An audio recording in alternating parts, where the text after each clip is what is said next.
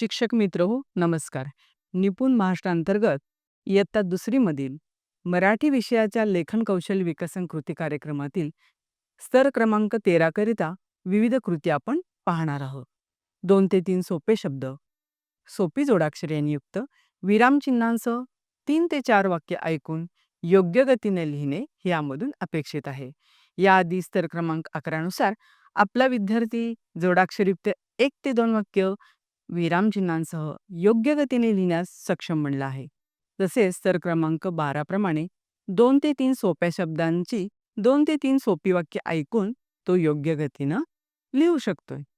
म्हणजेच स्तर क्रमांक 11 व 12 मध्ये आपले विद्यार्थी जोडाक्षरयुक्त शब्द आणि विरामचिन्ह वापरून लिहायला शिकले आहे. स्तर क्रमांक 13 मध्ये फक्त वाक्यांची संख्या 2 ते 3 वरून 3 ते 4 अशी वाढवण्यात आली आहे. याचाच अर्थ स्तर क्रमांक 13 ची तयारी करताना विद्यार्थ्यांची श्रुतलेखनाची क्षमता आणखी वाढवायला हवी. ही क्षमता वाढवण्यासाठी श्रुतलेखनाचा अधिकाधिक सराव होणे आवश्यक आहे. असा श्रुतलेखनाचा सराव आपण विद्यार्थ्यांचा नेहमीच घेत असतो. पण त्यामधील तोचपणा टाळण्यासाठी आणि विविध खेळ आणि कृतींचा वापर आपण दैनंदिन अध्यापनात करत असतो. चला तर मग पाहूया असाच एक श्रुतलेखनाचा खेळ. खेळाचे नाव आहे धावता लिहिता. या खेळाची पूर्वतयारी म्हणून आपल्याला वाक्यपट्ट्यांची तयार करावी लागतील. वाक्य निवडताना त्यामध्ये 2 ते 3 सोपे शब्द आणि काही जोडाक्षरं, काही विरामचिन्ह यावीत एवढी अपेक्षा आहे. आपल्याला वाक्यपट्ट्यांची आपण एका बॉक्समध्ये ठेवूया. बॉक्सपासून अंदाजे 15 फूट अंतरावरती आरंभरेषा आखूया. वर्गातील विद्यार्थ्यांचे 2 गट करूया.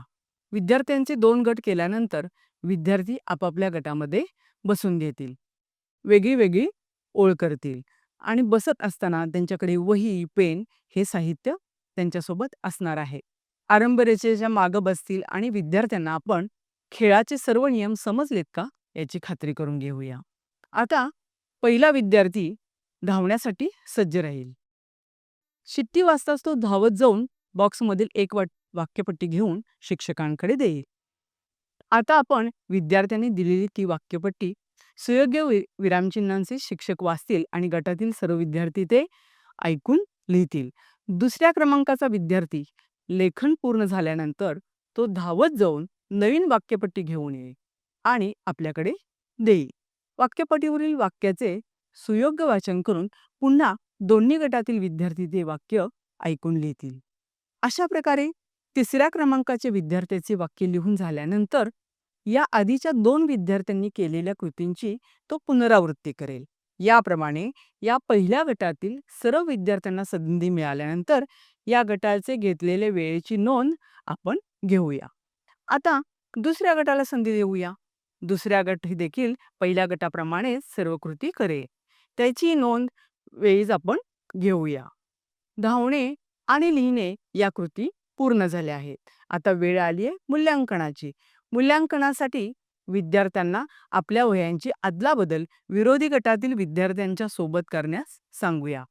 त्यानंतर आपण क्रमाने एक एक वाक्यपट्टी समोर धरून मोठ्याने वाचन करूया. ऐकून आणि पाहून विद्यार्थी वाक्याची तपासणी करतील. हे काम वस्तुनिष्ठ होत असल्याची खात्री आपण करूया. तपासणी पूर्ण झाल्यानंतर कमी वेळेत जास्तीत जास्त अचूक लिहिणाऱ्या गटाला विजयी घोषित करूया. विजयी गटाचे धावता लिहिता वीर म्हणून अभिनंदन करूया. आपापल्या वह्या घेतल्यानंतर लेखनामधील झालेल्या चुकांची दुरुस्ती विद्यार्थी वाक्यपट्ट्या हाताळून शिक्षकांच्या मार्गदर्शनाखाली करतील. यातून विद्यार्थ्यांना श्रुतलेखनाची गोडी लागेल, श्रवण सुधारेल, अचूकतेवर लक्ष केंद्रित होईल, लेखनाची गती वाढेल आणि खेळातून शिकल्याचा आनंद मिळेल. खेळातील कृतींमध्ये बदल म्हणून बेडुकुड्या, ससाउडी, लंगडी यांचा वापर आपण खेळासाठी रंजकता वाढवून करू शकतो. या आणि अशा उत्साहवर्धक कृतींचा अंतर्भाव आपल्या दैनंदिन अध्यापन प्रक्रियेत करून महाराष्ट्राला निपुण करण्यासाठीच्या मार्गावर आणखीन एक पाऊल पुढे टाकूया. धन्यवाद.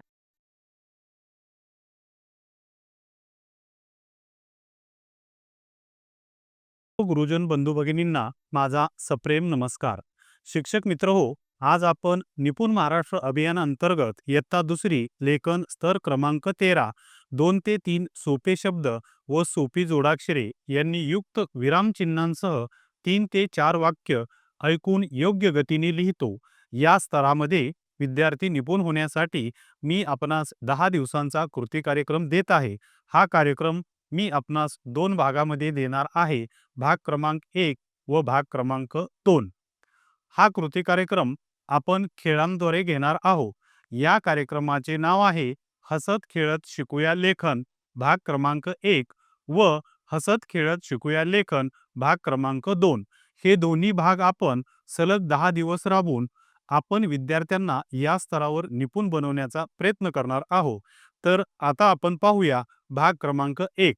शिक्षक मित्र हो, हा कार्यक्रम राबवताना आपण प्रत्येक दिवशी एक खेळ घेणार आहोत. तो खेळ कसे घ्यायचे हे आपण आता प्रत्यक्ष पाहूया. या खेळांसाठी लागणारे साहित्य हे नाममात्र खर्चाचे असून ते आपण तयार करून घ्यावे.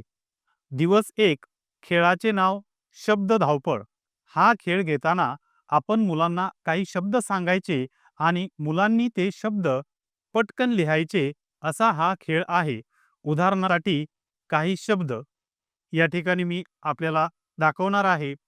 शब्द आहेत घर, मळा, फळे, मित्र, पत्र इत्यादी सारखे शब्द मुलांना सांगायचे व ते पटकन अचूकपणे लिहितात का ते पाहिजे. याचा उद्देश हा आहे की मुलांचे शुद्धलेखन सुधारणे असा आहे. दिवस 2. खेळाचे नाव आहे शब्द धावपळ नवीन शब्द. दुसऱ्या दिवशी आपण पहिल्या दिवशीचाच खेळ घेणार आहोत, मात्र आपण जे काही शब्द सांगणार आहोत ते शब्द नवीन असणार आहेत. उदाहरणार्थ शाळा, कागद, पुस्तक, शिक्षक, छत्री इत्यादी. याचा उद्देश व कृती हे पहिल्या दिवसाचीच असेल. दिवस 3. खेळाचे नाव जोडाक्षरांचा खेळ. या तिसऱ्या दिवशी आपण प्रथम जोडाक्षर उच्चारणार आहोत. ते पुढील प्रमाणे स्व, क्ष, त्रि, त्र, त्र इत्यादी. यानंतर आपण ही जोडाक्षर असणारे शब्द सांगणार आहोत व मुलांना त्यातील जोडाक्षरे शोधायला लावणार आहोत. शब्द आहेत पुस्तक, शिक्षक, छत्री, मित्र, पत्र इत्यादी. यानंतर आपण मुलांना वाक्य सांगणार आहोत व ती मुलांनी अचूक लिहिली का हे पाहणार आहोत. उदाहरणार्थ वाक्य आहे मित्र पुस्तक वाचतो. दिवस 4. छोट्या वाक्यांचे लेखन. खेळाचे नाव आहे वाक्य फुगे. यामध्ये आपण 4-5 मोठे फुगे घ्यायचे आणि या फुग्यांमध्ये वाक्य लिहिलेल्या कागदी पट्ट्या टाकायच्या आहेत. मुलांनी फुगा निवडणे व शिक्षकांकडे आणून देणे.